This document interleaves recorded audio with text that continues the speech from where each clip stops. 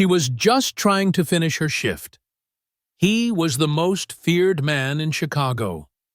When Catherine walked past Leonard Lopez without a second glance and told him to wait his turn, the entire restaurant froze. No one refuses the Mafia king. No one tells him no. But she did. And his response? A slow smile and 5 terrifying words. She refused me. Bring her to me. Now Catherine is trapped in a world of violence, obsession, and power she never asked for, with a man who's decided she belongs to him. And when his rivals come for her, Leonard will burn the entire city to keep her safe.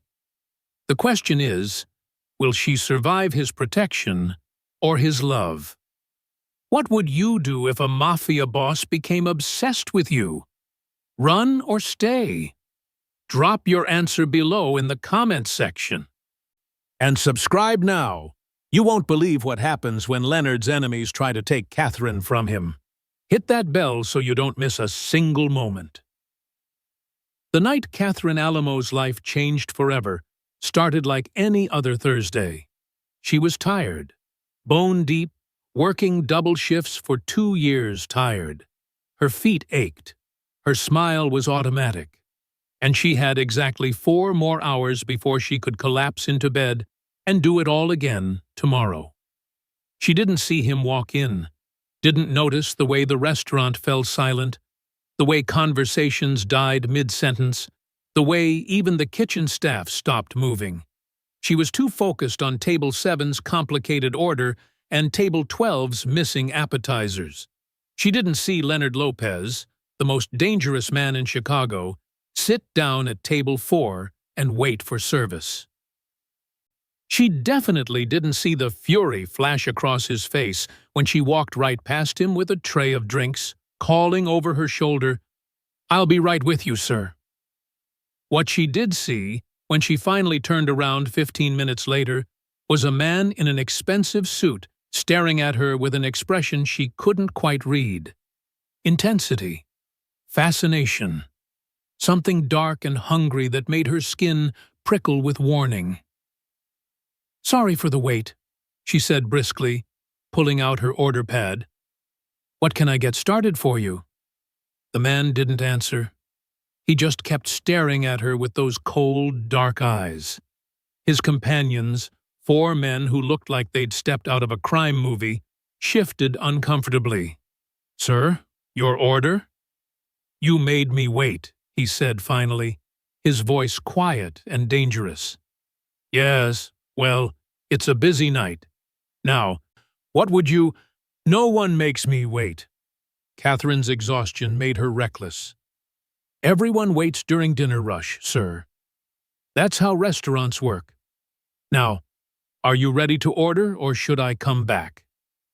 The silence that followed was suffocating. One of the other men half stood from his chair, hand moving inside his jacket. But the man in the expensive suit, Leonard, though Catherine didn't know his name yet, held up one finger, and the other man froze. Then Leonard smiled. It was the kind of smile that should come with a warning label. "What's your name?" he asked. "Catherine. And yours?" Someone at a nearby table actually gasped. Catherine heard it and wondered if she'd accidentally insulted someone important. She made a mental note to be more careful. "Catherine," Leonard repeated like he was tasting the name. "You just refused to serve me immediately. You walked right past me. You made me wait." His smile widened. "Do you know who I am?" "Should I?" Another gasp, more shifting from his men. Leonard's eyes gleamed with something that looked almost like delight. "No," he said softly. "No, you shouldn't." How refreshing. He ordered the most expensive items on the menu without looking at the prices. Catherine wrote it all down, collected the menus, and returned to the kitchen, completely unaware that she'd just sealed her fate. Behind her, Leonard leaned back in his chair, that dangerous smile still playing at his lips. He turned to Ricardo, his second-in-command, and said 5 words that would change Catherine's life forever. "She refused me. Bring her to me." Ricardo's eyes widened. "Boss, she's just a waitress." "She didn't know." "After her shift," Leonard continued, as if Ricardo hadn't spoken. "I want to talk to her privately." "Leonard, if you just want to scare her—" "I don't want to scare her." Leonard's gaze was still fixed on Catherine as she moved through the restaurant, efficient and utterly oblivious to the danger she'd stumbled into. "I want to understand her. No one has treated me like an ordinary man in 10 years. I want to know what kind of woman looks at me and sees nothing worth fearing." "And if she refuses again?" Leonard's smile turned sharp as a blade. "Then she becomes even more interesting. Either way, Ricardo, bring her to me. That's not a request." Catherine had no idea that in the kitchen, Mr. Bellini, the restaurant owner, was currently on the phone with his wife, telling her to start packing. She had no idea that every other patron in the restaurant was frantically paying their bills and leaving early, desperate to avoid being associated with whatever was about to happen. She had no idea that Leonard Lopez, head of the most powerful crime family in Chicago, a man who controlled everything from the docks to the politicians to the police, had just decided that she was his. All Catherine knew was that Table 4 was generous with their tip. The night shift was finally ending, and she could go home, take off these painful shoes, and sleep. She had no idea that she'd never go home alone again. Can Catherine survive the Mafia King's obsession? Comment your predictions below. I should have noticed something was wrong the moment the restaurant fell silent. Working at Bellini's for 3 years, you develop instincts about customers. The wealthy businessmen who snap their fingers, the first-date couples who order too much wine, the regulars who always sit in the same booth and tip exactly 15%. But I'd never experienced the entire restaurant going silent. Not like this. Not like someone had pressed pause on a movie and forgotten to hit play again.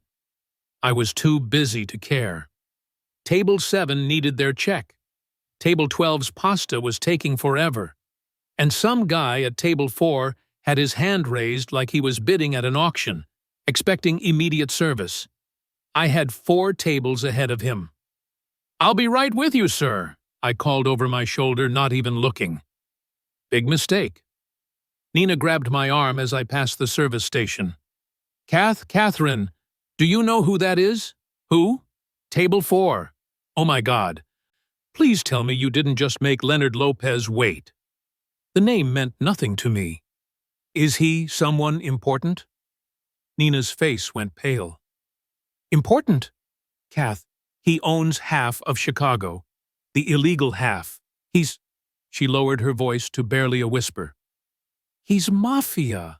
Like, actual, real, kill people, and get away with it mafia." I looked over at Table 4 properly for the first time. 5 men, all in expensive suits. The one who'd raised his hand sat at the center. Dark hair, sharp jaw, eyes that seemed to catalog everything in the room. He was handsome in that dangerous way that usually meant trouble, and he was staring directly at me. "Shit," I muttered. "Yeah, shit." Nina's grip on my arm tightened. "Kath, be careful. Mr. Bellini is literally hiding in his office right now. Everyone's terrified. He's just a customer." "I'll be fine." "He's not just anything," Nina hissed. "Just don't make him angry, please." I grabbed my order pad and walked to Table 4, forcing my customer service smile into place. Up close, Leonard Lopez was even more intimidating, not because he looked aggressive, but because he looked completely calm. Unnaturally calm. like a predator deciding whether you're worth the hunt. "Sorry for the wait," I said, proud that my voice didn't shake. "What can I get started for you, gentlemen?" Leonard didn't look at the menu. He looked at me. "You made me wait 15 minutes. It's a busy night. I serve tables in order of... I don't wait." Something in his tone made my exhaustion snap into irritation. I'd spent 3 years dealing with entitled rich men who thought the world revolved around them. I was tired, my feet hurt, and I didn't have the energy for this. "Well, you did wait, and now you're being served. So what would you like to order?" One of the other men made a sound like a choked laugh that turned into a cough. Another reached inside his jacket, a movement that made my stomach drop, even though I wasn't sure why. Leonard held up one finger. Everyone froze. "What's your name?" he asked. "Catherine. Catherine Alamo." Catherine. The way he said it made my name sound like something valuable, dangerous. "Do you know who I am?" "Nina said your name is Leonard Lopez. Should I know you?" His eyebrows rose. "Most people do." "I don't really follow whatever it is you do. I'm just here to take your order." I clicked my pen impatiently. "So, food?" For a long moment, Leonard just stared at me. Then, impossibly, he smiled. It wasn't a nice smile. It was the kind of smile a wolf gives a lamb it's decided not to eat immediately. "The veal," he said, "and a bottle of your most expensive wine for the table." I wrote it down. "Any appetizers?" "No." "I'll get this in for you." I turned to leave, but his voice stopped me. "Catherine?" "Yes?" "Has anyone ever told you that you're remarkably brave? Or remarkably stupid?" "Both, actually." "Anything else?" That smile widened. "Not right now, but I'm sure there will be. Soon." I walked away, feeling his eyes on my back the entire way to the kitchen. Nina practically tackled me at the service station.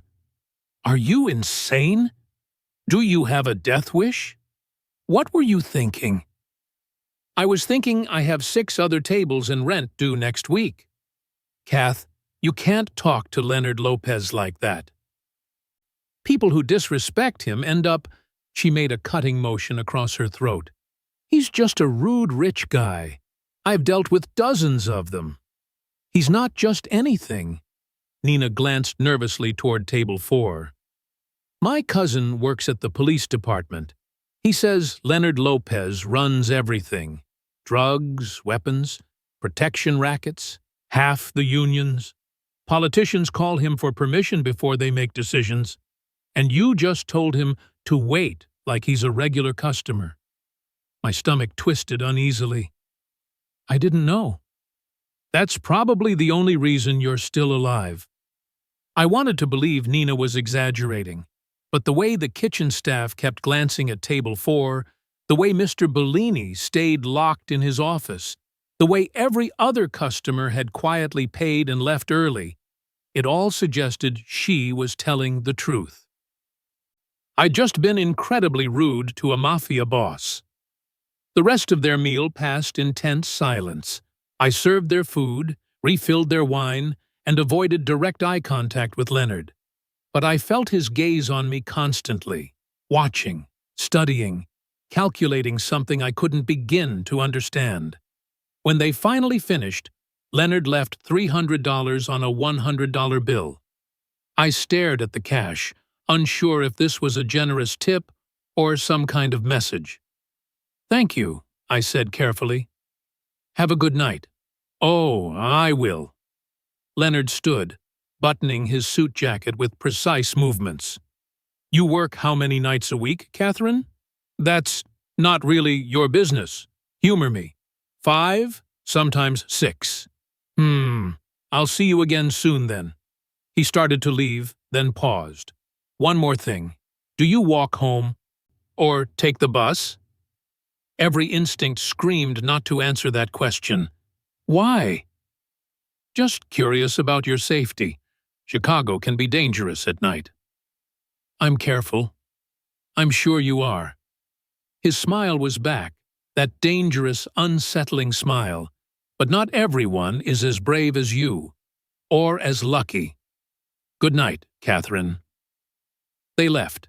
The restaurant seemed to collectively exhale. Nina appeared at my elbow immediately. Oh, thank God, I thought. I don't know what I thought. But you survived. Why wouldn't I? Because Leonard Lopez doesn't just let people disrespect him. He's going to... Nina's eyes widened. Kath, he asked where you live.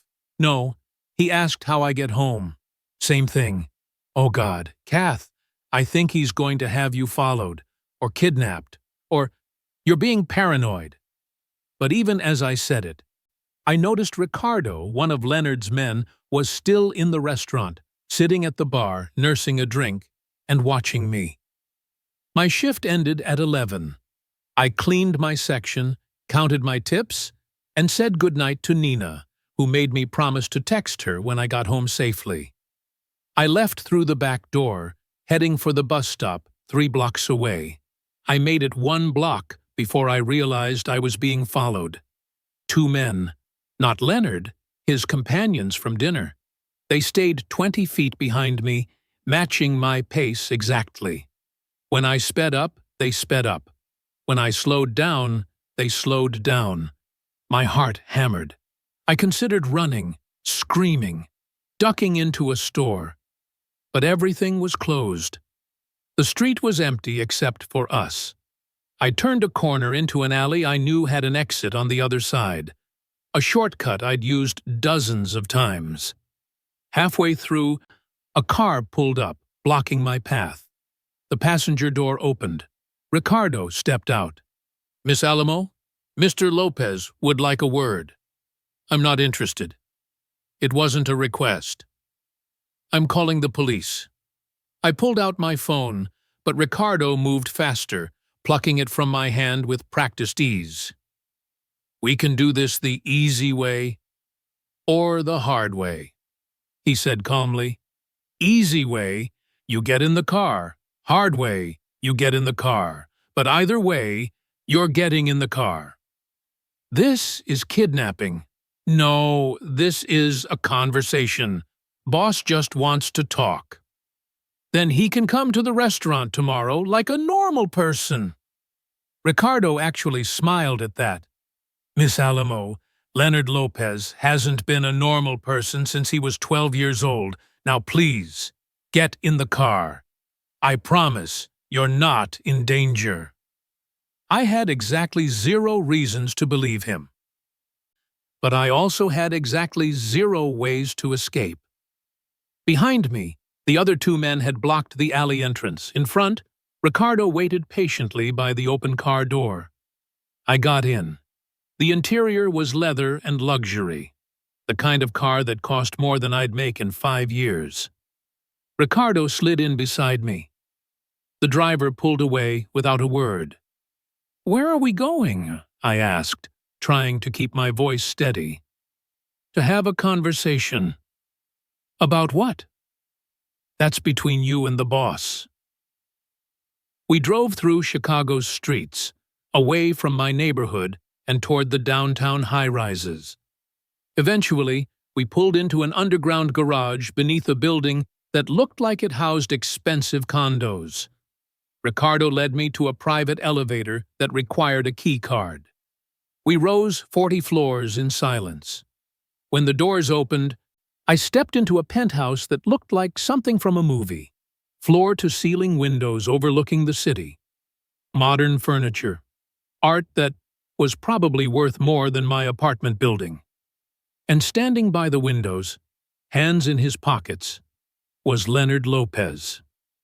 Catherine, he said without turning around, thank you for coming. I didn't exactly have a choice. No, I suppose you didn't. He finally turned to face me, and those dark eyes studied me with the same intensity as before. Drink? Answers. His lips curved. Straight to business. I like that. All right, Catherine, let's talk about what happens now. Leonard Lopez's penthouse was intimidating in its perfection. Everything screamed wealth and power, from the modern art on the walls to the view of Chicago glittering below us like scattered diamonds. I refused to be impressed. "You kidnapped me," I said, crossing my arms. "That's illegal."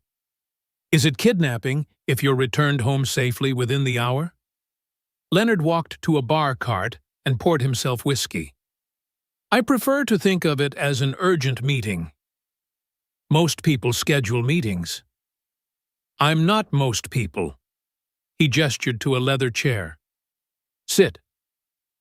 "I'm fine standing." "Catherine." His voice dropped lower, and somehow that made it more commanding. "Sit." Against my better judgment, I sat. He remained standing, which put him at an advantage, looking down at me like a king addressing a subject. "Do you know why you're here?" he asked.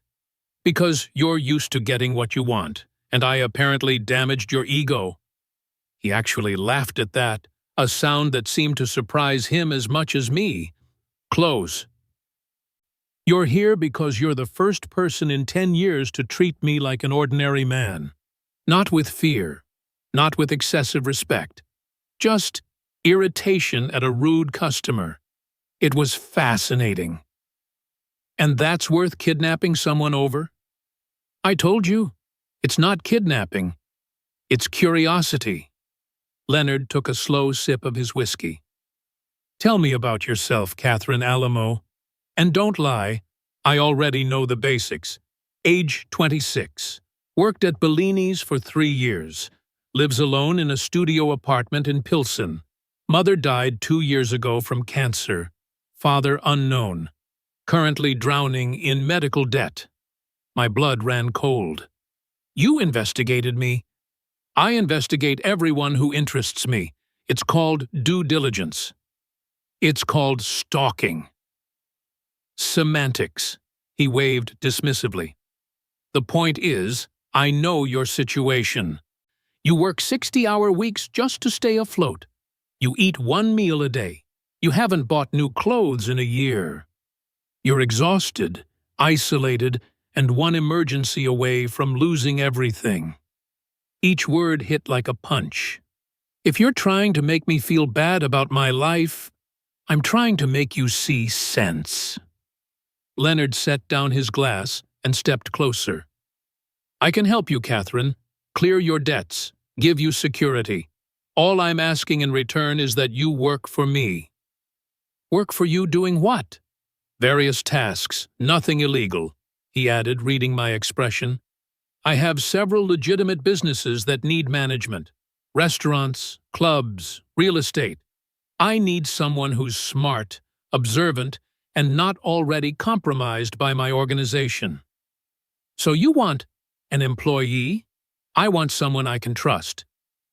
And I can't trust anyone who's already in my world. They all want something from me. Power, money, status. But you?" His eyes glinted. "You just want me to wait my turn like everyone else.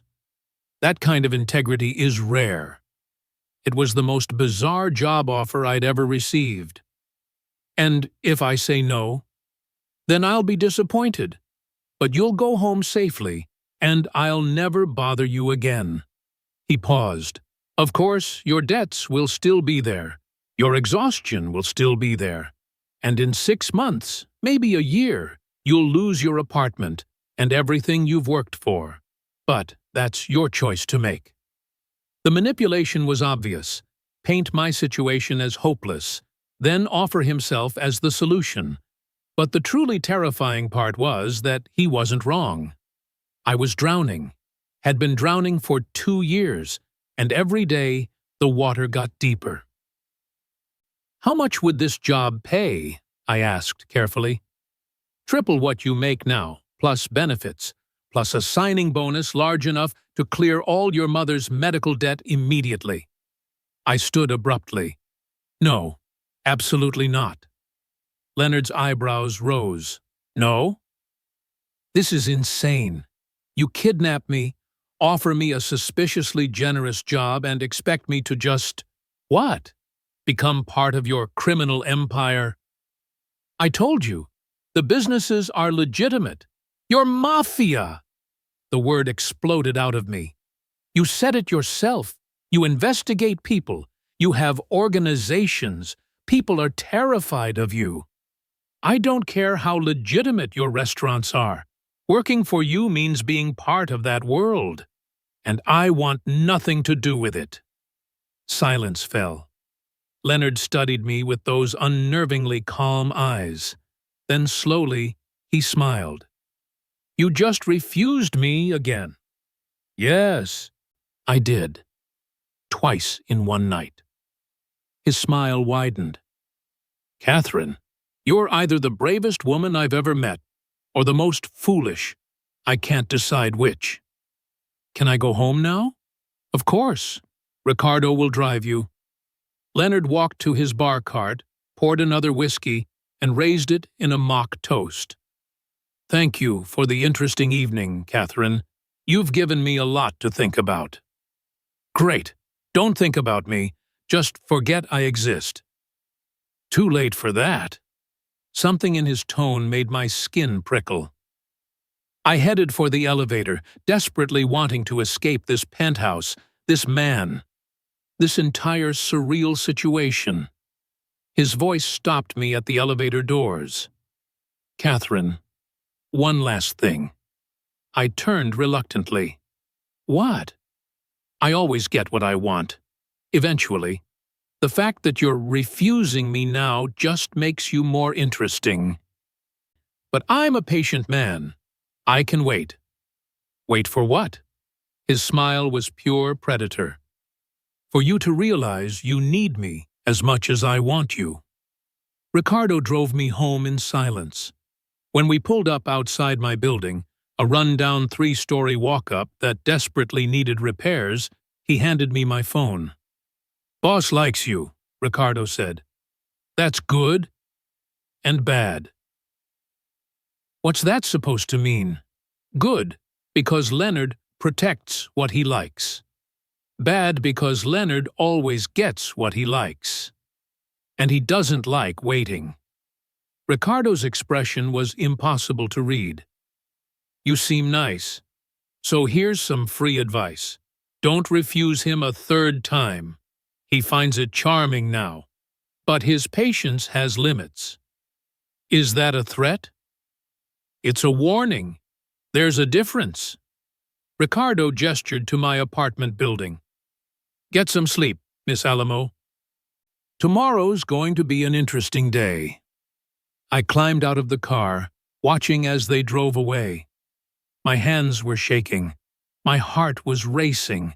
And despite everything, the kidnapping, the manipulation, the obvious danger, part of me couldn't stop thinking about the way Leonard had looked at me.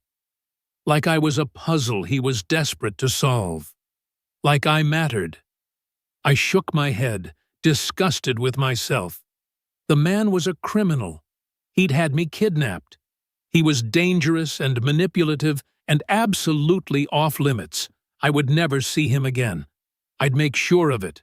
I was wrong, of course. I woke up the next morning to find an envelope slipped under my door. Inside was a check for $50,000 and a note in elegant handwriting. For your mother's medical debt. Not a job offer. Not a payment. Just a gift from someone who understands loss. No strings attached. L.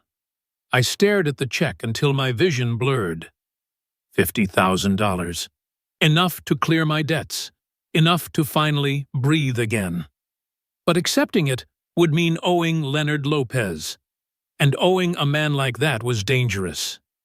I tore up the check and threw it in the trash. Then I immediately regretted it, fishing out the pieces and taping them back together with shaking hands. This was stupid. This was pride getting in the way of survival. But it was also self-preservation. Because if I accepted this money, I'd be accepting Leonard's interest in me. And that interest felt like a noose slowly tightening around my neck. I went to work, tried to focus on my tables, tried to pretend last night hadn't happened. At exactly noon, Leonard Lopez walked into Bellini's.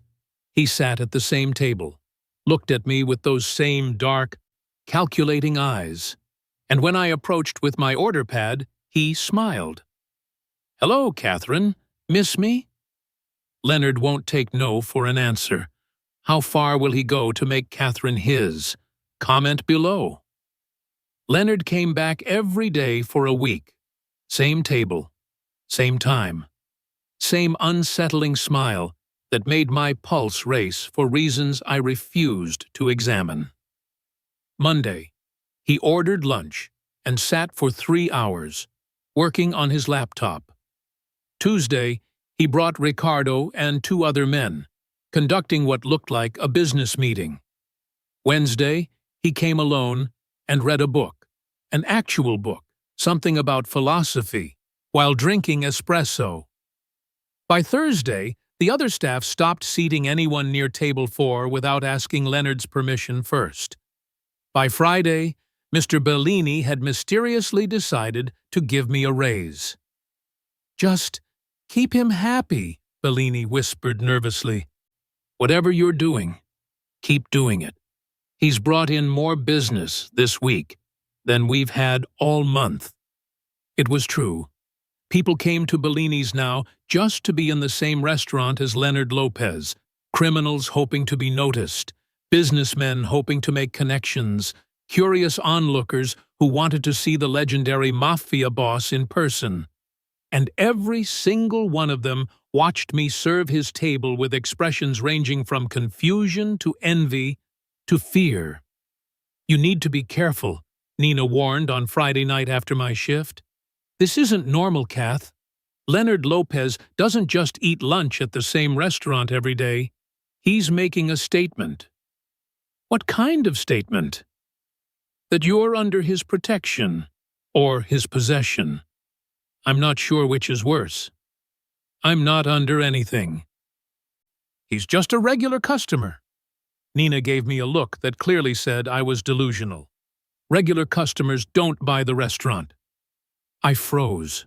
"What? You didn't hear? Leonard bought Bellini's yesterday, paid Bellini 3 times what it's worth. Technically, you now work for him." My stomach dropped. "That's not possible." "Check your contract. You got an email this morning about the change in ownership." I pulled out my phone.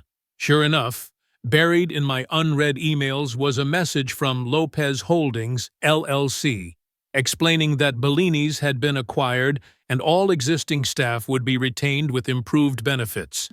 That manipulative bastard. I stormed over to table 4 where Leonard was finishing his espresso. "We need to talk. Now." His eyebrows rose. "Hello to you too, Catherine. You bought the restaurant? I invested in a struggling business. It's good economics." "You did it, so I'd have to work for you?" "That's a happy coincidence." He gestured to the empty chair across from him. "Sit." "I'm working. The restaurant's empty. Your shift ends in 10 minutes. Sit." I sat, fury making my hands shake. "What are you doing, Leonard? This whole week, coming here every day, buying Bellini's, making everyone treat me like I'm special? What's your end game?" "I don't have an end game. I have an interest." He leaned back, studying me like I was a particularly fascinating specimen. "You fascinate me, Catherine. You refuse my money. You tear up my checks. You treat me like an inconvenience when most people treat me like a god or a monster. I want to understand why. Because I don't want to owe you anything. You don't owe me anything, that's the point." His voice softened slightly. "I'm not trying to trap you, Catherine. I'm trying to help you." "By stalking me? By controlling where I work? By ensuring you're safe and provided for?" He leaned forward, and suddenly the space between us felt charged. You work yourself to exhaustion for scraps. You deserve better. And I have the power to give you better. Why won't you let me? Because men like you don't give things for free. Everything has a price. You're right. His eyes locked onto mine. The price is letting me be near you. That's all I want, Catherine. Permission to exist in your orbit, to talk to you, to see you smile at customers the way you never smile at me, to figure out why one exhausted waitress has occupied my thoughts more than any business deal or territorial dispute in the last decade. The confession hung in the air between us. It should have been romantic. Instead, it felt like a threat. I don't want this, I said quietly. What don't you want? My help? My attention? Or my interest in you? All of it. I want you to leave me alone. Leonard was quiet for a long moment. Then he stood, dropped money on the table, and buttoned his jacket. All right. I'll leave you alone, Catherine, but you should know something first. What? I've had men watching you since the night we met, not to threaten you, to protect you. And in that time, I've identified 3 separate occasions when you were being followed by people who weren't mine.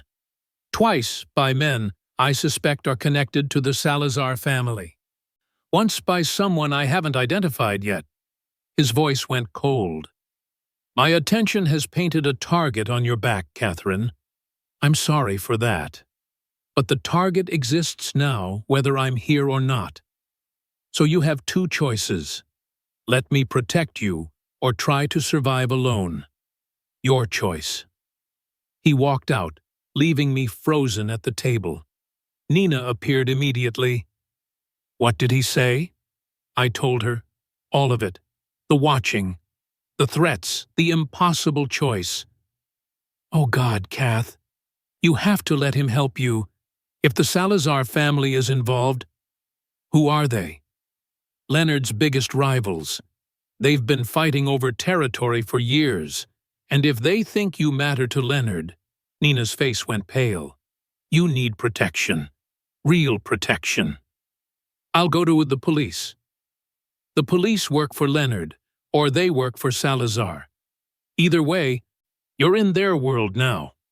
Nina grabbed my hands. I know this is terrifying, but Leonard's right. You don't have a choice anymore. I tried to ignore Leonard's warning. I really did. For 3 days, I went to work, went home, and pretended everything was normal. I didn't see Leonard at the restaurant. True to his word, he stayed away. I should have been relieved. Instead, I felt his absence like a missing tooth, constantly aware of the empty space where he should be. On the 3rd night, I left work at midnight. The bus stop was 2 blocks away, the street mostly empty. Halfway there, I heard footsteps behind me. I walked faster. The footsteps matched my pace. I turned down a different street. The footsteps followed. I started running. So did they. I made it 1 block before hands grabbed me, yanking me into an alley. A hand clamped over my mouth before I could scream. I bit down hard, tasted blood, heard cursing. Stupid bitch! A fist hit my stomach. I doubled over, gasping for air. Someone grabbed my hair, yanking my head back. I saw 2 men, rough faces, dead eyes, knives in their hands. Message for Lopez, one said. Tell him Salazar sends his regards. The knife moved toward my face. I squeezed my eyes shut, terror overwhelming every other thought. Gunshots. 3 of them. Deafeningly loud in the enclosed alley. The hands released me. I crumpled to the ground, opened my eyes, and saw both men lying motionless, blood pooling beneath them. Ricardo stood at the mouth of the alley, gun still raised. Behind him, 3 more of Leonard's men fanned out, weapons drawn. You're okay, Ricardo said, holstering his gun and approaching me. Miss Alamo. Catherine, you're okay now. I wasn't okay. I was shaking so hard I couldn't stand. Ricardo helped me up, steadying me with one hand while making rapid calls on his phone with the other. "Boss, it's done. Salazar's men tried to grab her. 2 dead. Yes, I'm bringing her to you now. I understand." He hung up and looked at me with something like sympathy. "Leonard's going to be very angry. Not at you," he added quickly. "At himself, for giving you space when you needed protection." "I don't need his protection," I said, but my voice shook. "Yes, you do. And after tonight, I don't think he's going to let you refuse it anymore." We drove to Leonard's penthouse in silence. When we arrived, he was waiting in the living room, pacing like a caged animal. The moment he saw me, something cracked in his carefully controlled expression. "Are you hurt?" His hands gripped my shoulders, eyes scanning my face. "Armies, my arms, looking for injuries." "I'm fine. They didn't. Ricardo got there in time." "They touched you." His voice dropped to something deadly. "They put their hands on you. They threatened you with knives." "Leonard, this is my fault." His hands were still on my shoulders, grip almost painful. "I gave you space. I tried to respect your wishes. And they nearly—" He stopped, jaw clenching so hard I heard his teeth grind. "That doesn't happen again. Ever." "What are you saying?" "I'm saying you're staying here, under my protection, 24/7, until the threat is neutralized." "You can't just—" "I can, and I will." Leonard released me, stepping back and running a hand through his hair. For the first time since I'd met him, he looked shaken, vulnerable. "Catherine, please, let me keep you safe. That's all I'm asking." I should have said no, should have insisted on my independence. But I kept seeing those knives, feeling those hands, hearing those gunshots. "Okay," I whispered. "I'll stay." Relief flooded Leonard's face. "Thank you. But I want answers. About who's after me. About what you're going to do to them. About everything. You'll get them, I promise." He gestured toward the hallway. "Ricardo set up the guest room. Get some rest. We'll talk in the morning." But I didn't sleep. I sat in the guest room, more luxury than I'd ever experienced, and realized my life, as I knew it, was over. And the man who'd destroyed it was the same man who'd just saved it. I didn't know whether to thank Leonard Lopez or hate him. Maybe both. Living in Leonard Lopez's penthouse was surreal. The guest room was larger than my entire apartment. King-sized bed with sheets that probably cost more than a month's rent. Private bathroom with a shower that had 7 different settings, and a walk-in closet that Leonard had mysteriously filled with clothes in exactly my size. "I can't accept these," I said when I discovered the wardrobe the next morning. "Then walk around naked." Leonard didn't even look up from his coffee and newspaper. "Your choice. You're impossible. I'm practical. Your apartment is being watched by Salazar's men. You can't go back there until the threat is eliminated. Therefore, you need clothes. I provided clothes. This isn't complicated, Catherine." It was only 7 a.m., and we were already arguing. I grabbed a mug and poured myself coffee. Expensive, rich coffee that made Bellini's house blend taste like dishwater. "How long am I staying here?" "As long as necessary." "That's not an answer.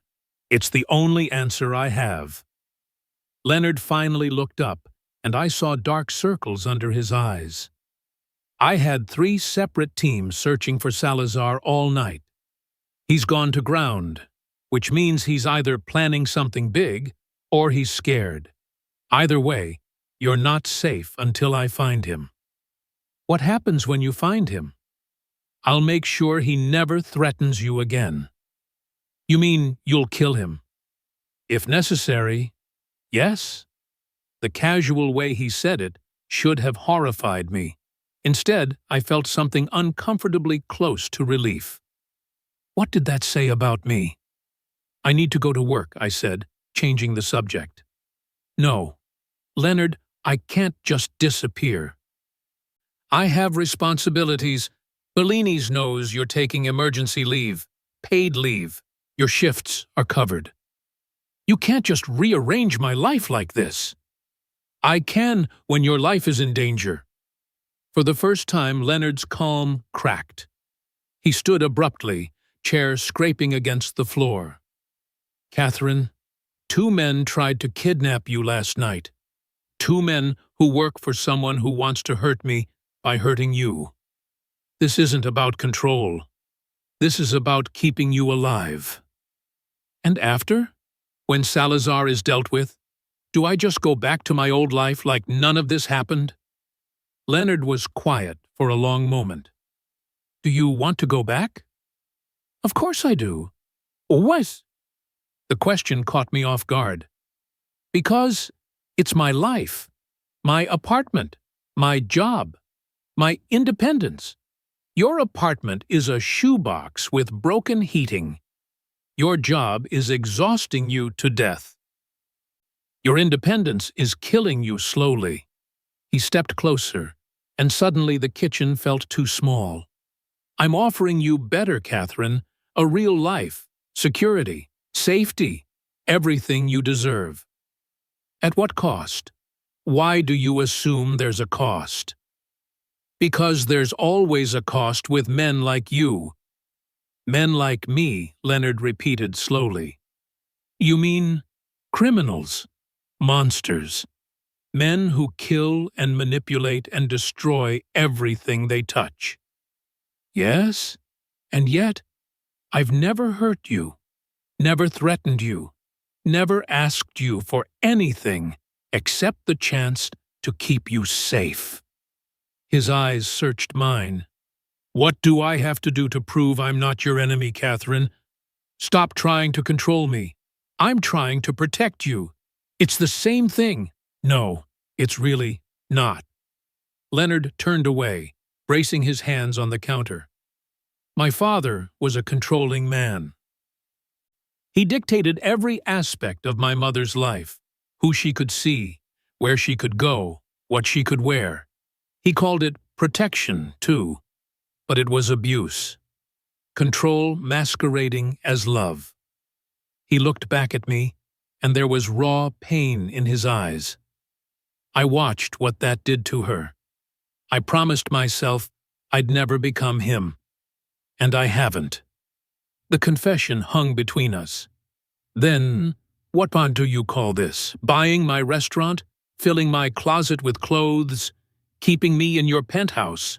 Desperation. The word came out rough. I'm trying everything I can think of to keep you safe, and you fight me at every turn. Do you have any idea how terrifying that is? Knowing you're in danger and being unable to protect you because you won't let me? I had no answer for that, because when he put it that way, when I saw the genuine fear in his eyes, it was harder to see him as a villain. I'm not used to needing people, I said quietly. Neither am I. But here we are. The days settled into an uneasy routine. Leonard left for work each morning. I didn't ask what that involved. I stayed in the penthouse, reading, watching TV, slowly going stir-crazy from the isolation. Ricardo and another guard, Miguel, were always present but kept their distance. Evenings, Leonard returned. We'd have dinner. Sometimes he cooked, which was surprisingly domestic and completely surreal. We'd talk about neutral topics, books, music, the news, carefully avoiding anything related to his business or my situation. It felt like we were both pretending to be normal people, like we could forget, just for a few hours, that I was his unwilling prisoner, and he was the monster keeping me locked away. On the 5th night, I cracked. I need to get out of this apartment. I said over dinner. I'm going insane. It's not safe. I don't care. I'll go crazy if I spend another day staring at these walls. Leonard considered this. All right, where do you want to go? Anywhere. A walk, a park, anything. We'll go tomorrow, but I'm coming with you. And so is security. Fine. I don't care. I just need to see the sun. The next day, Leonard took me to Millennium Park. It was surreal, walking through Chicago in broad daylight with Leonard Lopez beside me and 4 armed guards trailing discreetly behind. People stared. Some recognized Leonard and gave him wide berth. Others just sensed the danger and moved away instinctively. Does it ever bother you? I asked as we walked past Cloud Gate. Everyone being afraid of you? Sometimes. But fear is useful. It keeps people from making stupid mistakes. Like talking to you, like betraying me, like thinking they can hurt what's mine. He glanced at me, like attacking a waitress in an alley. I'm not yours, aren't you? He stopped walking, turning to face me fully. Catherine, you're living in my home. Eating meals I provide. Wearing clothes I bought. Surrounded by my protection. At what point does the evidence outweigh your denial? The point where I choose it willingly. None of this was my choice, Leonard. Then choose now. His eyes locked onto mine. Choose to stay. Choose to let me care for you. Choose me, Catherine, not because you're trapped, not because you're scared, but because you want to. My heart hammered. Why do you want this so badly? Because for the first time in 10 years, I feel something other than emptiness. You make me feel human, Catherine. You make me want to be better, and I'm selfish enough to hold on to that, even if you hate me for it. I don't hate you. You should. I know. I took a shaky breath. But I don't. And I don't know what that says about me. Leonard's hand came up slowly, giving me time to pull away. When I didn't, he cupped my cheek, thumb brushing across my skin. It says, you see me. The real me. Not the legend or the monster.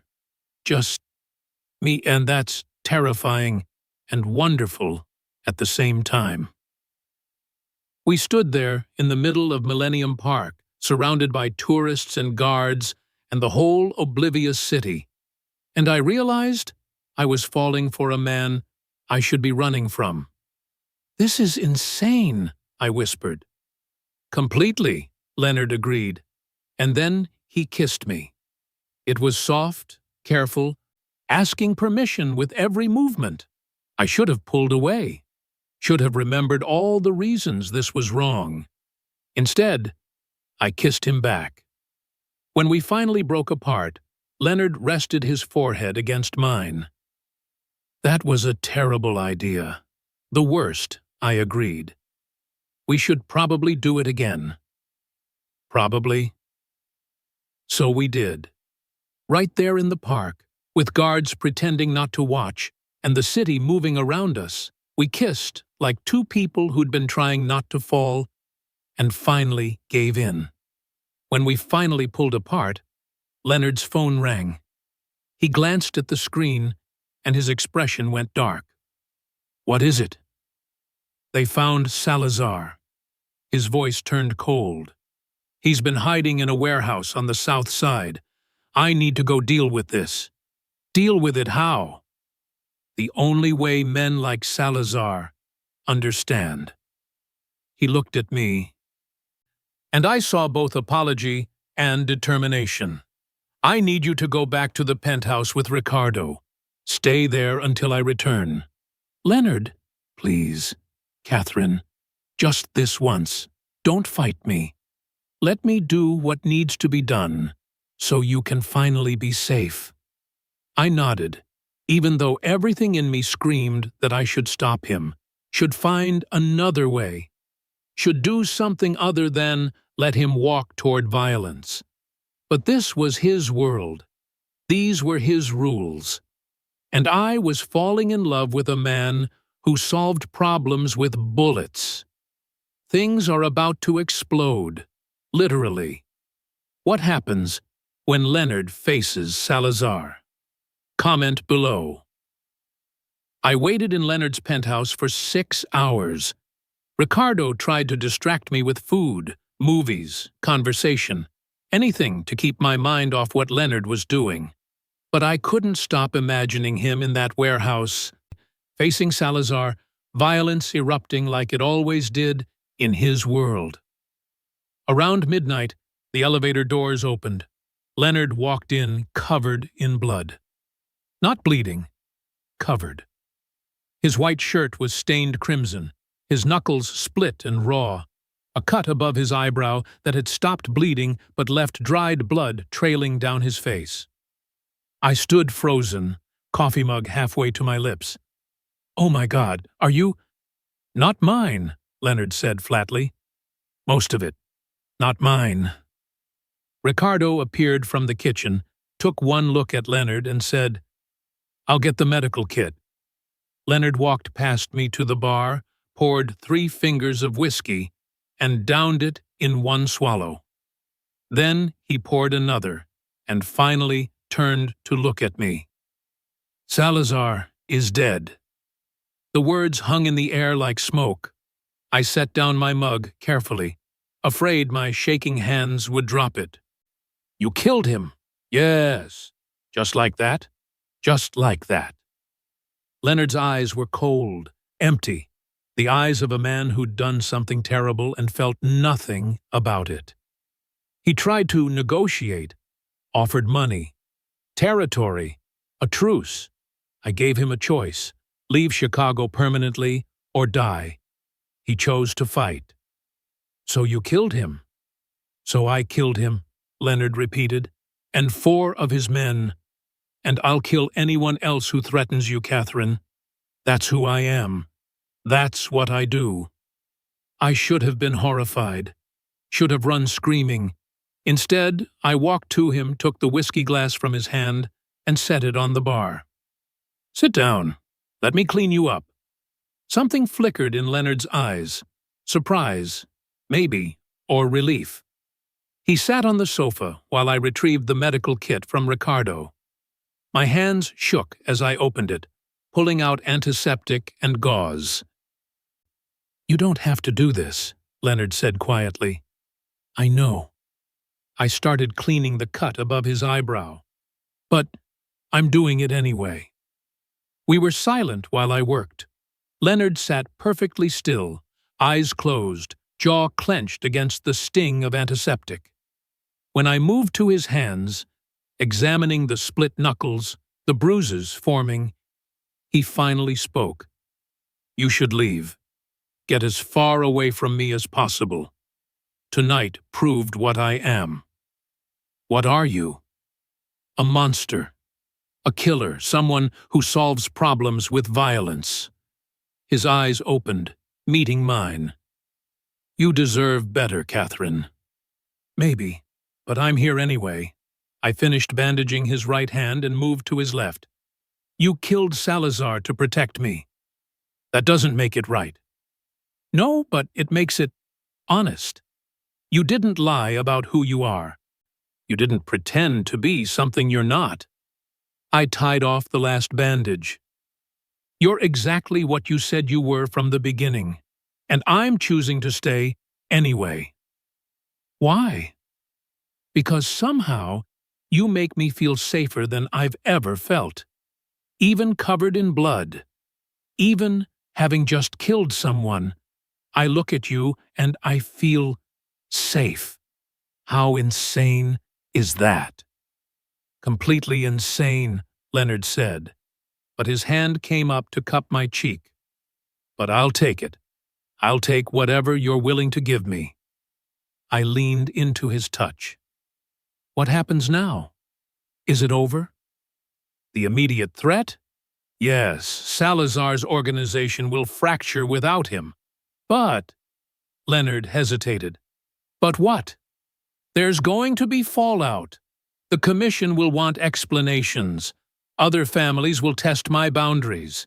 And you, his thumb brushed across my cheekbone. You'll become a target just by being associated with me. It gets worse before it gets better. Then we deal with it. Together. Together, Leonard repeated, like the word was foreign. I've never had a together before. Neither have I. We'll figure it out. He pulled me onto his lap then, arms wrapping around me like I was the only thing keeping him anchored to humanity. We sat like that for a long time, me in his arms, him holding on like I might disappear if he let go. I need to shower, he said eventually. Get this blood off me. Okay? Will you stay? After I clean up, will you still be here? Where else would I go? Leonard kissed my forehead. Anywhere, everywhere. You're free to leave any time you want, Catherine. I need you to know that. I know, but I'm staying. Wetita, because I'm falling for you. And that terrifies me more than anything you could ever do. Leonard's arms tightened around me. You shouldn't fall for me. Too late. Catherine, Leonard, stop trying to push me away. I'm here. I'm choosing this. I'm choosing you, okay? He buried his face in my neck. Okay. The next morning, everything exploded. I woke up to shouting, Leonard on the phone in his office, his voice sharp with anger. Ricardo was in the living room, also on his phone, looking grim. What's happening? I asked. Commission called an emergency meeting. They're not happy about Salazar. But Leonard said Salazar was going to be dealt with. Dealt with, yes. Executed without approval? That's different. Ricardo hung up his phone. Boss is being summoned, and they want to meet you. My stomach dropped. Me? Oui, because you're the reason Leonard killed Salazar. They want to understand what could make Leonard Lopez risk war over a civilian. 2 hours later, we were in a private room at an exclusive club, the kind of place that didn't have a sign, where you needed connections just to find the entrance. Around a massive mahogany table sat 5 men who looked like they'd stepped out of a crime movie, old-school mafia types with expensive suits and cold eyes that had seen everything.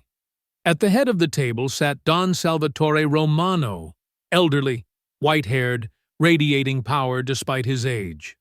Leonard, Salvatore said, you've caused quite the stir. Salazar threatened what was mine. I responded accordingly. By executing a family head without commission approval? That's not how this works, and you know it. Salvatore's eyes shifted to me. And this is the girl? Catherine Alamo, Leonard said. My fiancée. I nearly choked. Fiancé? We'd never discussed, but Leonard's hand found mine under the table, squeezing in warning. Play along. Your fiancé, Salvatore repeated slowly. How convenient. Tell me, Miss Alamo, did you know what Leonard was when you agreed to marry him? Yes, I said, surprised by how steady my voice sounded. I know exactly what he is. And you accept it? I accept him. Salvatore leaned back, studying us both. Javier Salazar was a problem for all of us. He'd been skimming funds, starting unnecessary conflicts, destabilizing territories. If Leonard hadn't killed him, someone else would have. He paused. But the manner of his death, brutal, public, without authorization, that sets a dangerous precedent. Then punish me, Leonard said flatly, but leave Catherine out of it. Oh, she's very much in it now. The moment you claimed her as your fiancée, she became part of our world. Salvatore's gaze fixed on me. Do you understand what that means, Miss Alamo? I'm learning. Learn faster. Because the women in this life have two roles: decorations or targets. Leonard's claimed you publicly. That makes you both. Every enemy he has will see you as weakness. Every ally will test you for strength. Salvatore stood. The commission accepts your relationship. But there are conditions. Name them, Leonard said. You marry her, properly, within the month. Make it official, make it binding, make it clear she's under family protection. Done. And you stabilize Salazar's former territory. No more wars, no more unauthorized executions. You wanted to be king of Chicago? Then act like one. Rule. Don't rampage. Leonard's jaw tightened, but he nodded. Agreed. Good. Salvatore looked at me one more time. Welcome to the family, Miss Alamo.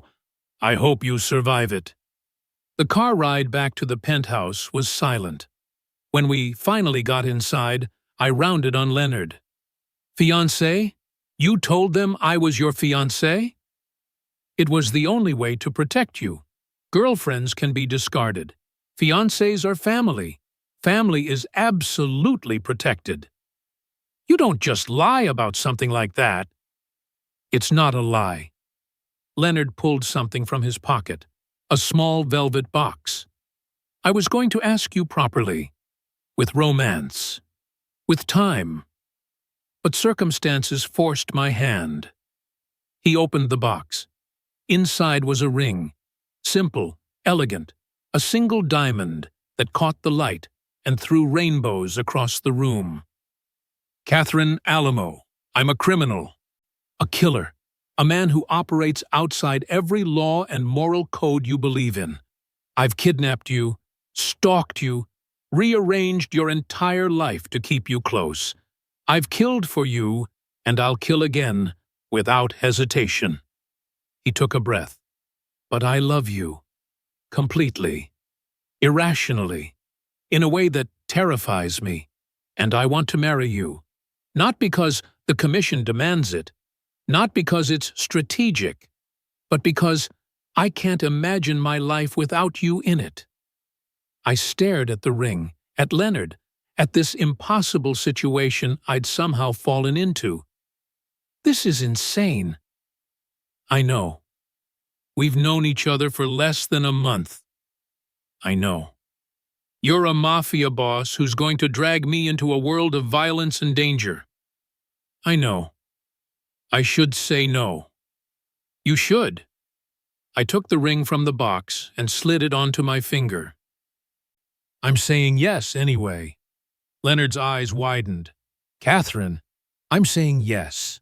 Not because I'm trapped, not because I'm scared, but because somewhere between the kidnapping and the protection, the violence and the vulnerability, I fell in love with you too. And if I'm going to be in danger anyway, just by knowing you, I might as well be in danger as your wife. That's the worst reason to get married I've ever heard. It's honest, though. I stepped closer, wrapping my arms around his neck. So yes, Leonard Lopez, I'll marry you. I'll be your wife. I'll stand beside you in your terrible, violent, impossible world, and maybe together we can make it a little less terrible. Leonard kissed me then, desperate and relieved, and full of promises neither of us could guarantee we'd keep. When we finally broke apart, he rested his forehead against mine. You're going to regret this. Probably. But I'm doing it anyway. I love you. I love you too. God help me, but I do. We stood there in his penthouse, engaged to be married, bound together by choice and circumstance, and love that made absolutely no sense. Outside, Chicago glittered like scattered diamonds. Somewhere in that city, Leonard's enemies were planning. His allies were calculating.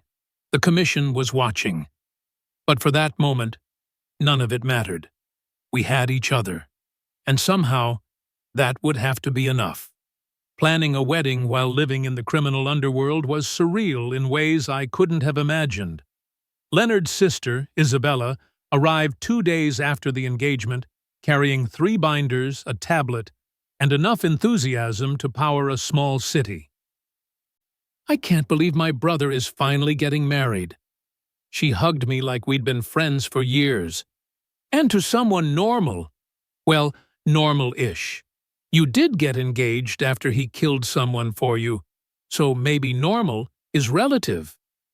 "Isabella," Leonard warned. "What?" "It's romantic, in a terrifying, completely unhealthy way." She opened her first binder. "Okay, we have 4 weeks. That's insane, but the commission said within a month, so here we are. Venue, dress, flowers, catering, where do we start?" I looked at Leonard helplessly. I've never planned a wedding. I don't even know where to start." "Start with what you want," he said. "Everything else is negotiable." "What I want is a small ceremony with people I actually know, not a mafia spectacle." Isabella and Leonard exchanged looks.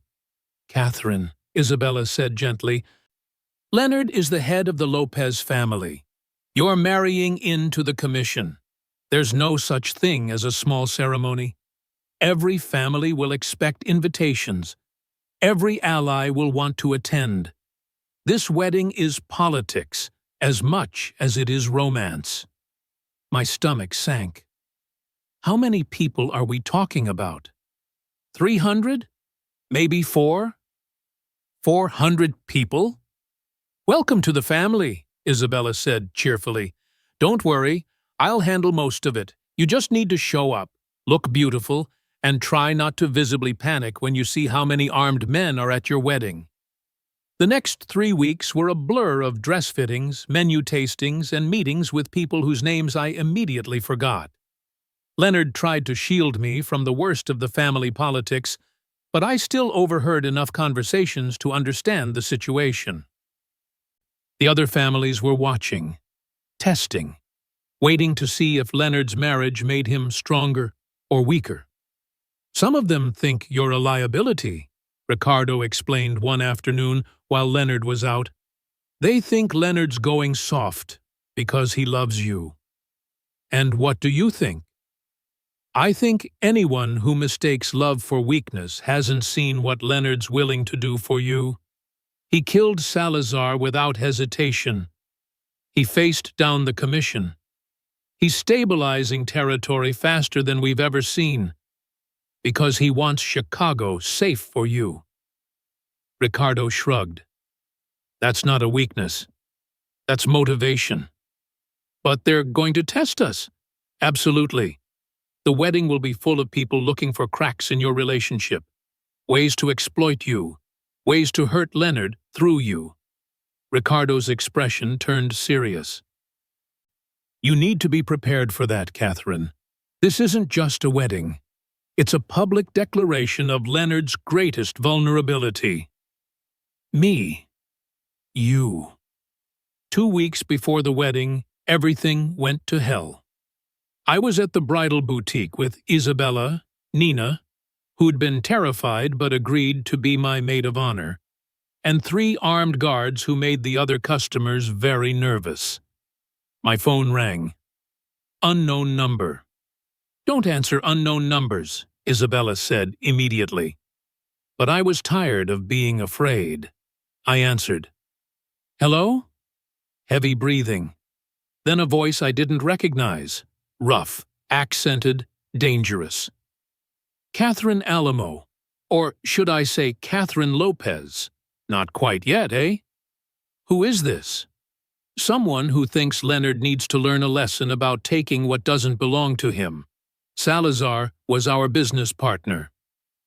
"You stole him from us." "I didn't. He killed him over you. That makes you responsible." The voice turned colder. "We're coming for you, Miss Alamo, and when we take you, Leonard will learn what happens when you let emotions make you weak." The line went dead. I stood frozen, phone still pressed to my ear. Isabella was already on her own phone, calling Leonard. The guards moved closer, hands inside their jackets, scanning the boutique. "We're leaving," one guard said. "Now." They hustled us out through the back entrance to a waiting car. 10 minutes later, we were back at Leonard's penthouse, which was suddenly full of armed men. Leonard burst through the door 5 minutes after we arrived. "Who was it?" he demanded. "I don't know. They didn't give a name. They said Salazar was their business partner, and they're coming for me." Leonard's expression went dark. "Salazar's Colombian connection.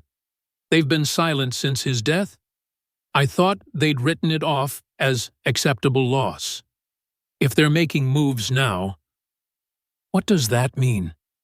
"It means they've been planning, watching, waiting for the right moment to strike." He pulled out his phone, typing rapidly. "Ricardo, I need a full security sweep. Check for surveillance, trackers, anything. Get our people to Catherine's old apartment, the bakery, anywhere she's been in the last month, and find me every piece of intelligence we have on Salazar's Colombian suppliers." "Leonard," I said quietly, "maybe we should postpone the wedding. If I'm in danger..." "No." His voice was absolute. "We're not giving them that victory. The wedding happens as scheduled, but security triples. You don't go anywhere without a full team. And I'm moving the ceremony to my family's estate. More defensible, easier to control access." "This is insane. This is my life. Our life now." He crossed to me, taking my face in his hands. "I'm not letting anyone take you from me, Catherine. I don't care if it's Colombians, Russians, or God himself. You're mine to protect, and I will burn the world to keep you safe." It should have sounded possessive and controlling. Instead, it sounded like a promise. The next week was tense. Leonard barely slept, coordinating security and hunting for information about the Colombian threat. I was confined to the penthouse, going stir-crazy, but understanding the necessity. Nina visited once, escorted by 3 guards, looking terrified and awed in equal measure. "Your life is insane," she said, staring out the floor-to-ceiling windows at Chicago below. "Like, completely, absolutely insane." "I know. But you're happy? He treats you well?" I thought about Leonard's careful touches, the way he always asked permission, how he'd killed for me, but never raised his voice at me. "Yes, in his way, he does." "Then I'm happy for you." Nina hugged me. "Even if your fiancé terrifies me and your wedding is going to have more guns than an action movie." The wedding. 4 days away now. Isabella had everything organized with military precision. The estate was being fortified, guest list verified, security protocols finalized. All we had to do was survive until then. 3 days before the wedding, they made their move. It was 3 a.m. I was asleep in the guest room. Leonard insisted on propriety until we were actually married, which was both old-fashioned and oddly sweet. The sound of shattering glass woke me. Then gunshots. Then shouting. I rolled out of bed, heart hammering, as my bedroom door burst open. Ricardo stood there, gun drawn, face grim. "We're under attack. They're in the building. I need to get you to the safe room. Now." We ran through the penthouse. I could hear fighting, more gunshots, breaking furniture, men shouting in Spanish and English. Ricardo shoved me into a panic room hidden behind a bookshelf, then hesitated. "If something happens, if I don't come back, Leonard's going to destroy them. All of them. Don't let him lose himself to the rage. He needs you to remind him he's human. Understand?" "Ricardo, understand?" "Yes." He slammed the panic room door. Through the reinforced walls, I heard muffled violence for what felt like hours, but was probably only minutes. Then silence. Then the door opened, and Leonard stood there covered in blood again. But this time, he was bleeding. A gash on his arm, another on his ribs, his face bruised. "Catherine," he sagged against the doorframe. "Thank God." I rushed to him, helping him into the panic room. "How bad is it?" "Flesh wounds. I've had worse." But his voice was tight with pain. "The attackers?" "Dead. All of them. Ricardo's securing the building and coordinating cleanup." Leonard's eyes found mine, and they were wild. Adrenaline and fury and fear all mixed together. "They broke into my home. They came for you in the middle of the night. They—" His voice cracked. "I could have lost you. But you didn't. I'm here. I'm safe. Because I got here in time. What if I hadn't? What if—" I kissed him, stopping the spiral of fear. "You did. You will. We're going to be okay, Leonard." "How can you be sure?" "Because we're together. And together we're stronger than whatever they throw at us." Leonard pulled me against his chest, carefully, because of his wounds, and held on like I was the only thing keeping him anchored. "3 more days," he said. "3 more days, and you'll be my wife. Officially protected. Officially family. No one will dare touch you then." They didn't dare now, and look what happened. "Fair point." His laugh was exhausted. "Catherine?" "Yes?" "Thank you." "For what?" "For not running, for staying, for choosing this insane life with me." He kissed the top of my head. "I don't deserve you. Probably not, but you're stuck with me anyway. Best news I've heard all night. 3 days until the wedding. But will they make it? Comment below." The day of the wedding dawned cold and clear. The Lopez family estate was a fortress disguised as a mansion, sprawling grounds, high walls, and enough security to protect a president. 50 armed men patrolled the perimeter, metal detectors at every entrance. Isabella had joked that it looked more like a military operation than a wedding. She wasn't wrong. I stood in a guest room that had been converted into a bridal suite, staring at myself in the mirror. The dress was beautiful, classic, elegant, nothing like the elaborate gown I'd imagined as a little girl. But it was perfect for who I was now, a woman marrying into the mafia, choosing love over safety, stepping into a world she'd never asked for. Nina adjusted my veil. "You ready for this?" "No, but I'm doing it anyway." "That's the spirit." She squeezed my hand. "For what it's worth, I think Leonard really loves you. I've never seen someone look at another person the way he looks at you. Like I'm going to disappear? Like you're the only real thing in his world." There was a knock at the door. Isabella poked her head in. "5 minutes. You look beautiful, by the way. My brother's going to lose his mind." When she left, Nina turned to me seriously. "Last chance to run. I have a car waiting. We could be in Canada by tonight." I laughed. "Tempting, but no. I'm exactly where I want to be. Even though your husband-to-be is a crime lord?" Even though.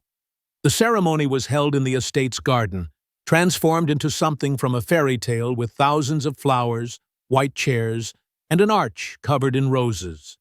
300 guests watched as I walked down the aisle alone. No father to give me away, and I refused to have Leonard's men fill that role. And at the end of the aisle stood Leonard. He looked devastating in a black tuxedo, his dark eyes locked on me with an intensity that made my breath catch. For just a moment, it was only us, not the audience, not the guards, not the world. Just Catherine and Leonard, choosing each other despite everything. The ceremony was short, conducted by a priest who looked nervous officiating a mafia wedding. When we got to the vows, Leonard surprised me by going first. "Catherine, a month ago, you walked past me like I was nobody. You refused me. You challenged me. You made me feel human for the first time in a decade." His voice was steady, but his hands shook slightly as he held mine. "I can't promise you safety. My world is too dangerous. I can't promise you peace. My life is built on violence. But I can promise you this. I will love you until my last breath. I will protect you with everything I have. And I will never, ever take you for granted. You chose me when you had every reason to run. That's a gift I'll spend my life being worthy of." I had to blink back tears. "Leonard, you kidnapped me. You bought my restaurant. You turned my entire life upside down. You've killed for me, lied for me, and started wars for me." I took a shaky breath. "And somehow, you've also made me feel more seen, more valued, and more loved than anyone in my life. You're a criminal and a killer, but you're also the man who asks permission before touching me, who respects my choices even when you disagree, who makes me feel like I matter." I squeezed his hands. "So yes, I choose you, not because I'm trapped, but because there's nowhere else I want to be. You're my monster, Leonard Lopez, and I love you exactly as you are." The priest looked relieved when we finally got through the ceremony without gunfire. "I now pronounce you husband and wife. You may—" Leonard didn't wait. He kissed me like we were the only people in the world, like sealing this bond was the only thing that mattered.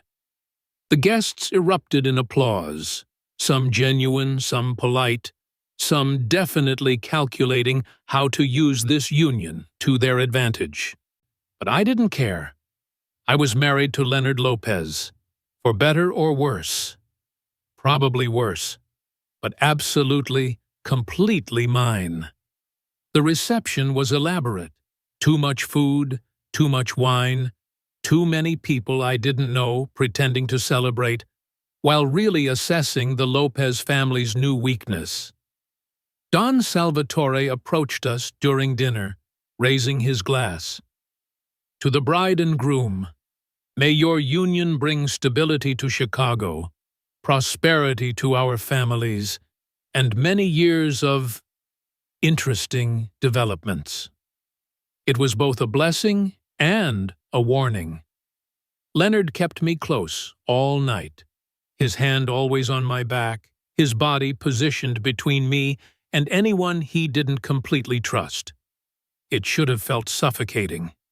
Instead, it felt protective. Around midnight, Javier Montoya, head of a rival family, approached our table, drinks in hand.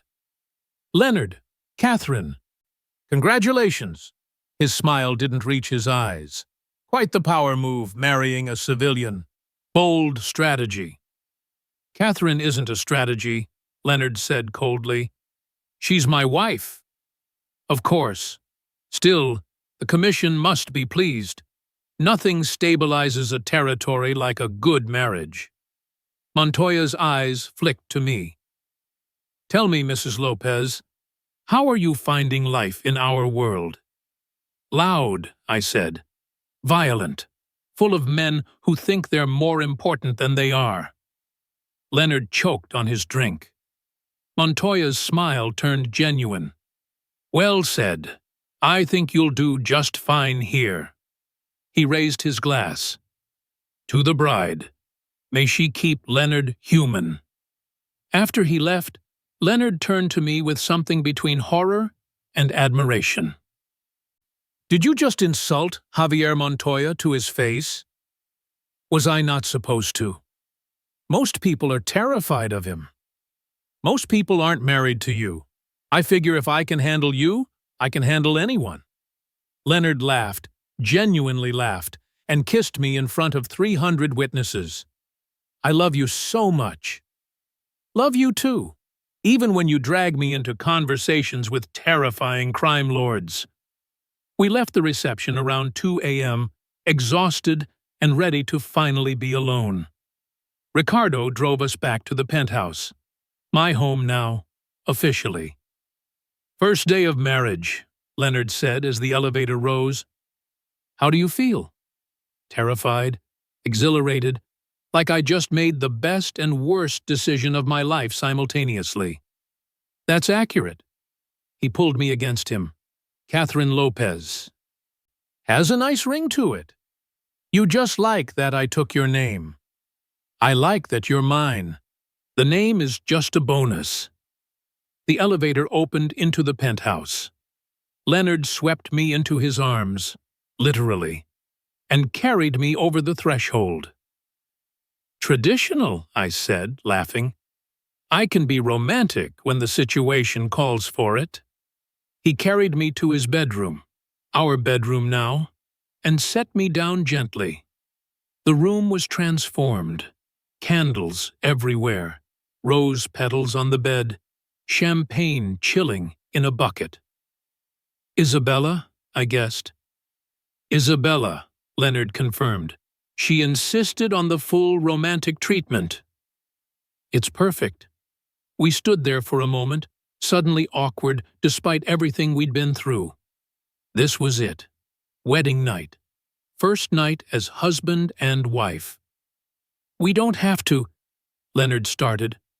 I kissed him, stopping the words. "I want to.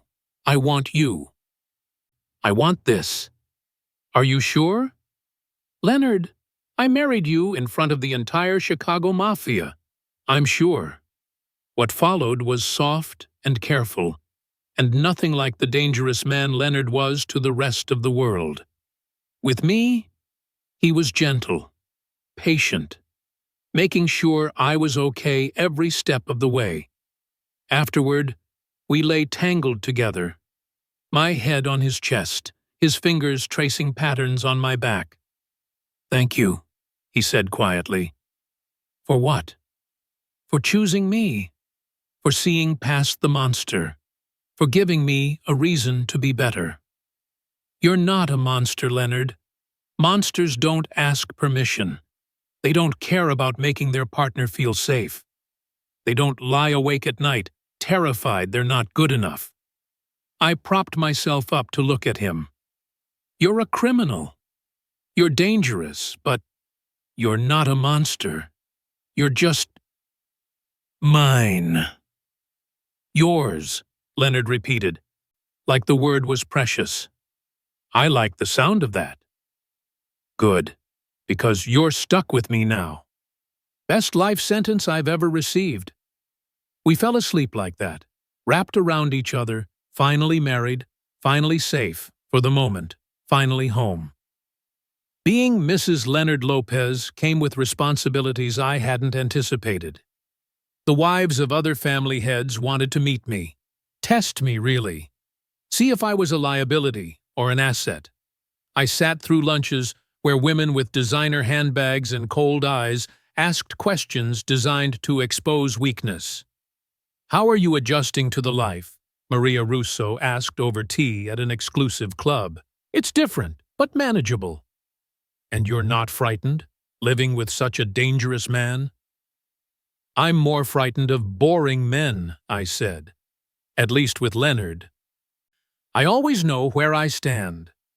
The women laughed, some genuinely, some calculatingly. But I'd passed the first test. Leonard watched these interactions carefully, ready to intervene if anyone crossed a line. But he also let me handle things myself, trusting me to navigate his world in my own way. "You're doing better than I expected," he admitted one night. "Thanks for the vote of confidence. I just mean, you were thrown into this. You're adjusting faster than most people born into families." "That's because I don't have a choice. This is my life now. I can either drown or learn to swim. I curled up against him on the sofa. Besides, half of those women are just playing roles, too. Once you realize it's all performance, it gets easier. When did you get so wise? I've always been wise. You were just too busy being intense and brooding to notice. 3 weeks into our marriage, the Colombian situation resurfaced. Leonard came home late one night, jaw tight with tension. They made contact. Want to negotiate. Negotiate what? Compensation for Salazar's death. They're calling it a blood debt. He poured whiskey, drank it too fast. They want money or territory. If I refuse, they'll escalate. What does the commission say? That it's my decision. If I pay, I look weak. If I refuse, we're back at war. Leonard set down his glass hard enough that I heard it crack. I'm tired of this, Catherine. Tired of negotiations and threats and constant battles. I just want to live my life with my wife without worrying about who's going to try to kill us next. I'd never heard him sound so exhausted, so human. Then end it, I said. Not with violence, with strategy. What do they really want? What everyone wants: power, money, respect. Then give them something they value more than revenge. What did Salazar provide them? Distribution routes. He moved their product through the city without customs interference. And without Salazar, they've lost that access. So they need a new partner. I moved closer to Leonard. What if you offer them something better? Not just routes, but protection. Full Lopez family backing. Make them allies instead of enemies. Leonard stared at me. That could work. Of course it could work. I'm brilliant. You are. He pulled me into his lap. How did I get lucky enough to marry someone with brains and beauty? You kidnapped me and refused to let me leave. Right, my flawless romantic strategy. We laughed, and for a moment, the weight of his world lifted. The negotiation happened at a neutral location, an expensive restaurant Leonard owned, because, of course, he did. The Colombian representatives arrived with 3 bodyguards. Leonard brought Ricardo, Miguel, and me. Your wife? The lead Colombian, a man named Esteban, looked surprised. My wife, Leonard confirmed. Catherine is my partner in all things, including business negotiations. Esteban studied me carefully. Unusual, but I respect a man who values his woman's counsel. He turned to Leonard. You requested this meeting. What are you offering? Leonard laid out the proposal. Full distribution network access, Lopez family protection, and a profit-sharing arrangement that was generous without being weak. Esteban considered it. And in exchange, you forget the blood debt. Salazar's death becomes ancient history. We move forward as allies, not enemies. That's a significant ask. So is what I'm offering. You get everything Salazar provided and more. Stable roots, political protection, a partnership with the most powerful family in Chicago. Leonard's eyes hardened slightly.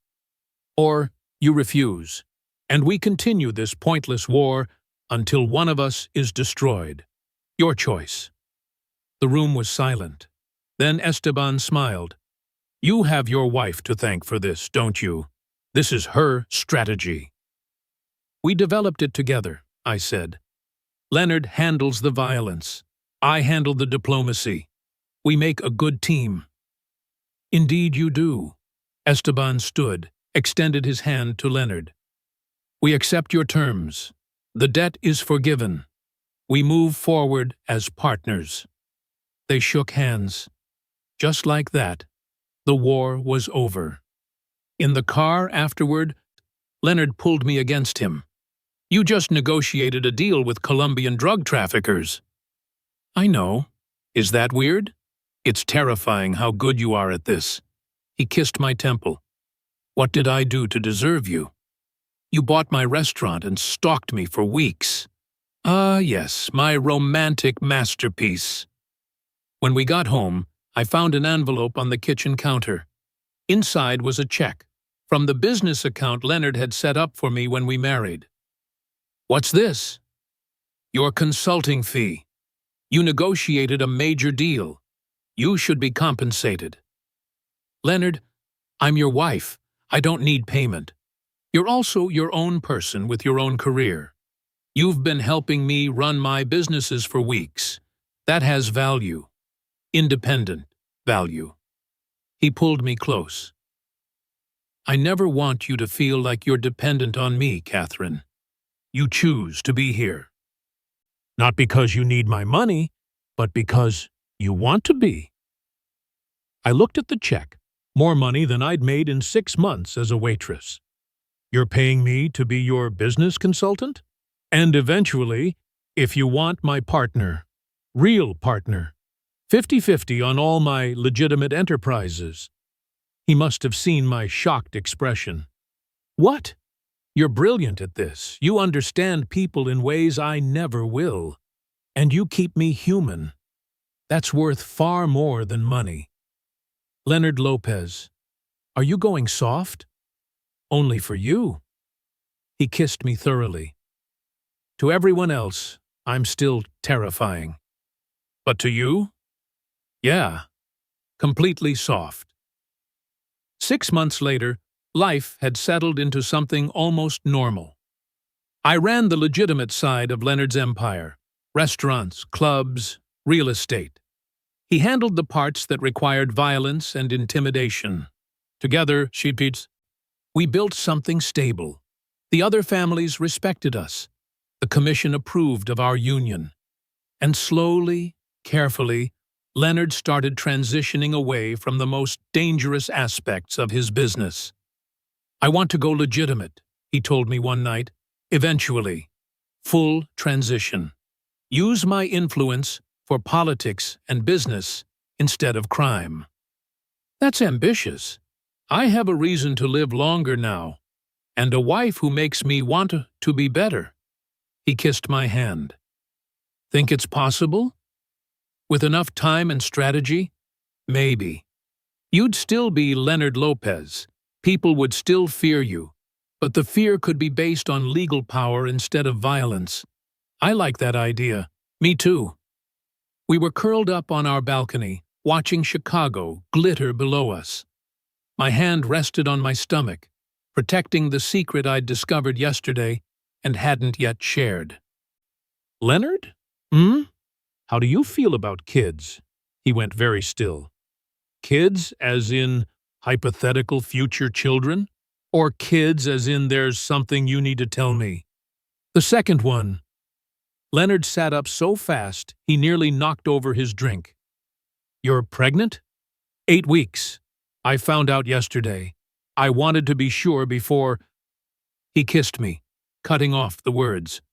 When he finally pulled back, there were tears in his eyes. We're having a baby. We're having a baby, I confirmed. Are you happy? Happy. Catherine, you've given me everything. Love, purpose, humanity. And now a family? His hand covered mine on my stomach. I didn't think I was capable of this much happiness. I didn't think I deserved it. You do. We both do. After everything we've survived, we deserve some happiness. Promise me something. Anything. Promise me our child grows up better than us. Safer. With more choices. I don't want them forced into this life the way I was. Then we make sure they're not. We build something different.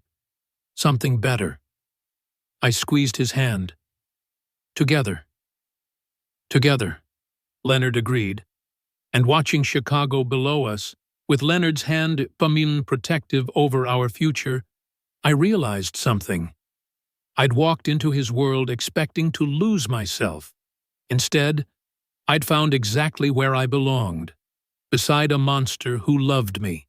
in a world I helped rebuild, creating a future we'd both fight to protect. I was Catherine Lopez now, wife, partner, queen of Chicago's underworld, and I wouldn't change a single thing. What an ending!